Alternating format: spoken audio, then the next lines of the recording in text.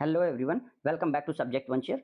उत्तर प्रदेश राजस्व संहिता के अंतर्गत राजस्व अधिकारी और उसके शक्तियां, ये एक बहुत इंपॉर्टेंट टॉपिक है। इसको भी जल्दी से समाप्त कर लेते हैं। पिछले कुछ वीडियो मैं अपलोड कर चुका हूं, जो ये हैं। मैं आपसे उम्मीद करूंगा इन वीडियो को आप देख लें, जिससे कि आपकी भूमि संबंधित जानकारी कंप्लीट हो सके। चलिए वीडियो शुरू करते हैं। उत्तर प्रदेश राजस्व संहिता 2006 की धारा में राजस्व अधिकारी को किस के अधीन परिभाषित किया गया है, तो धारा 4 की उपधारा 17 में राजस्व अधिकारी की परिभाषा दी गई है। उत्तर प्रदेश राजस्व संहिता 2006 की धारा में राजस्व न्यायालय को परिभाषित किया गया है। तो राजस्व न्यायालय की जो परिभाषा है वो हमारी धारा 4 की उपधारा 16 में है। राजस्व अधिकारी कौन नहीं है, तो तहसीलदार, सहायक कलेक्टर, कानूनगो और अपर आयुक्त, इनमें से कौन राजस्व अधिकारी नहीं है? तो आप ये समझ लीजिए कानूनगो जो है वो हमारा राजस्व अधिकारी नहीं है, बाकी सभी लोग राजस्व अधिकारी के रूप में आएंगे। राजस्व न्यायालय की परिभाषा उत्तर प्रदेश राजस्व अधिनियम 1909 की निर्सित किस धारा में की गई है? तो ये बात आपको याद रखना है कि ये 1909 की निर्सित धारा की बात कर रहा है, जो अब काम नहीं करती है, जिसे हटा दिया गया है। तो ये हमारा धारा 4 की उपधारा 8 में है। राजस्व न्यायालय से तात्पर्य कलेक्टर भी राजस्व न्यायालय, अपर कलेक्टर, सहायक कलेक्टर, ये सभी राजस्व न्यायालय में आते हैं। ऑप्शन डी सही हो जाएगा। क्वेश्चन 6 को देखते हैं। राजस्व न्यायालय राजस्व प्राधिकारी प्रयुक्ति में विशाल और स्पष्ट क्या है?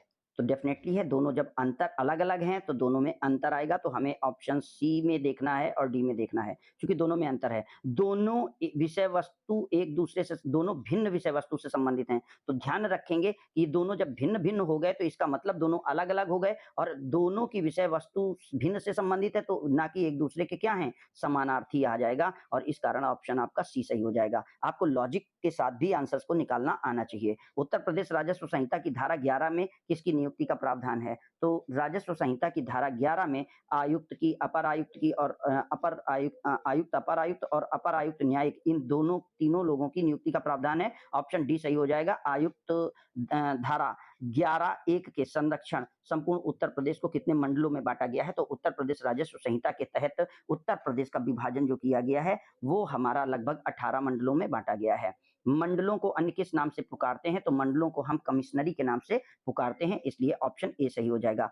आयुक्त राजस्व अधिकारी के साथ साथ कौन सा कार्य करता है? तो आयुक्त जो होगा ये कमिश्नर कहलाता है, और ये राजस्व अधिकारी के साथ कौन से काम करेगा, इस विषय के लिए आपको चीजें समझनी होंगी कि ये जो राजस्व अधिकारी है ये राजस्व न्यायालय का काम करता है, आबादी गणना और कृषि भूमि का काम नहीं करता है। अगला है कलेक्टर जिले की किस व्यवस्था से संबंधित है? तो कलेक्टर आपका जिले की, अब चूंकि यहाँ पे बात आती है कलेक्टर की, तो ये डीएम होता है, और डीएम तो जो हमारा कलेक्टर है वो डीएम होता है, और ये हमारे प्रशासनिक विधि और व्यवस्था सारे मामले देखता है, इसलिए ऑप्शन डी सही हो जाएगा।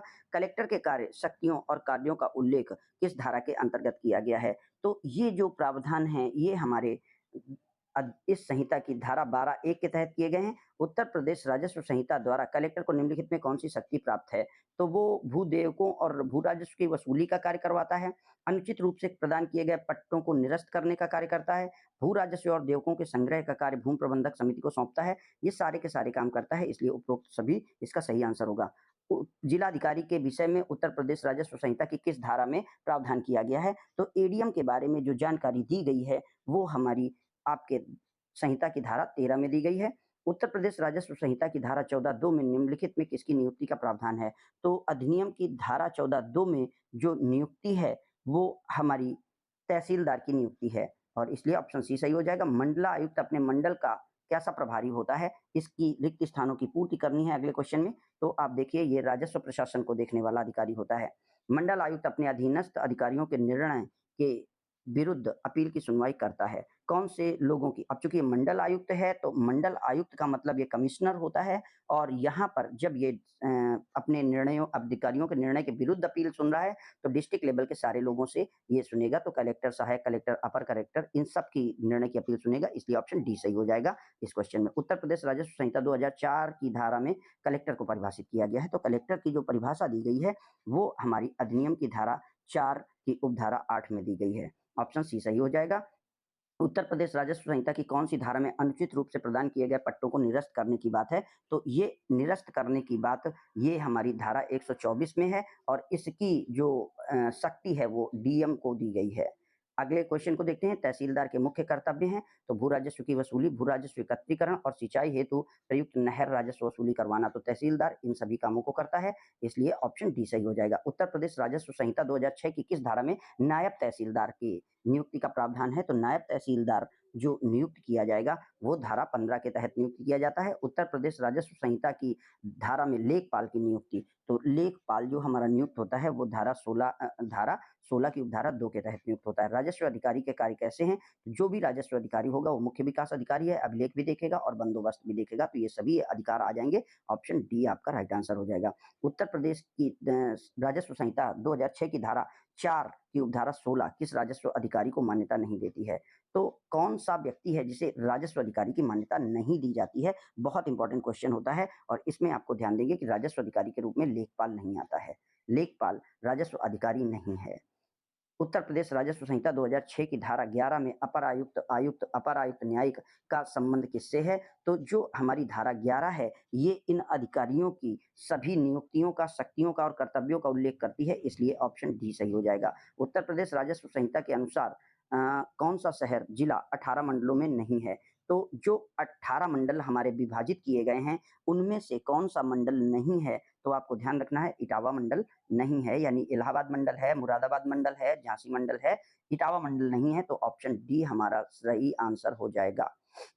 अगला है राज्य सरकार प्रत्येक जिले में एक कलेक्टर की नियुक्ति का प्रावधान करेगी, तो ये प्रावधान किस धारा के तहत होगा? तो ये प्रावधान 12(1) के तहत है। नायब तहसीलदार की नियुक्ति किसके द्वारा की जाती है? तो नायब तहसीलदार की नियुक्ति राज्यपाल द्वारा की जाती है। उत्तर प्रदेश राजस्व अधिनियम 2006 में किस धारा में लेखपाल को परिभाषित किया गया है? तो लेखपाल को परिभाषित करने वाली धारा हमारी अधिनियम की धारा 4 की उपधारा 17 है। उत्तर प्रदेश राजस्व संहिता 2006 की धारा 16 के 1 में लेखपाल के बारे में प्रावधान है। तो 16(1) में प्रावधान किसके बारे में है? तो ये बात आप देखें तो राजस्व निरीक्षक के बारे में है, जो राजस्व की बात करता है। कौन सा राजस्व निरीक्षक नहीं का कार्य नहीं है? तो राजस्व निरीक्षकों के कार्यों को अगर आप देखें तो राजस्व निरीक्षक के कार्यों में अपने क्षेत्र की जानकारी ना रखना आ जाएगा और इसलिए ऑप्शन डी सही हो जाएगा। किस वाद में रेवेन्यू बोर्ड का क्षेत्राधिकार उत्तर प्रदेश निर्मित किया गया है? यानी ये बताया गया है कि उत्तर प्रदेश राजस्व परिषद उत्तर प्रदेश के समस्त केसेस को देखेगी और ये बात हमारी Badruddin versus board of revenue 1985 में डिसाइड किया गया है। लेखपाल के पास रखे जाने वाले कागजात की तादाद होती है। कितने कागज लेखपाल के पास रखे जाते हैं या लेखपाल कितने कागजों को रखता है? तो लेखपाल 22 कागजों की अपनी जानकारी रखता है। उत्तर प्रदेश जिला पंचायत वकील यानी जिला ग्राम पंचायत वकील सिविल की नियुक्ति किसके द्वारा की जाती है? तो इसकी नियुक्ति हमारे राज्य सरकार के द्वारा भेजी गई सिफारिश के तहत की जाती है। अगला क्वेश्चन है अधिनियम में सीरदारों को सभी भूमिधरी अधिकार दिए गए हैं। अधिनियम में सीरदारों को सभी भूमिधरी अधिकार दिए गए हैं, तो कौन से अधिकार दिए गए हैं? तो उन लोगों को भूमिधरी अधिकार दिए हैं जिन्होंने लगान का 10 गुना जमा करके अपनी सनद प्राप्त कर ली है, यानी रिसीट प्राप्त कर ली है। ऐसे लोगों को सभी भूमिधरी अधिकार दिए गए हैं। तो यहाँ पर हम अपना ये लेक्चर समाप्त करते हैं। मिलते हैं अगले लेक्चर में। Thank you.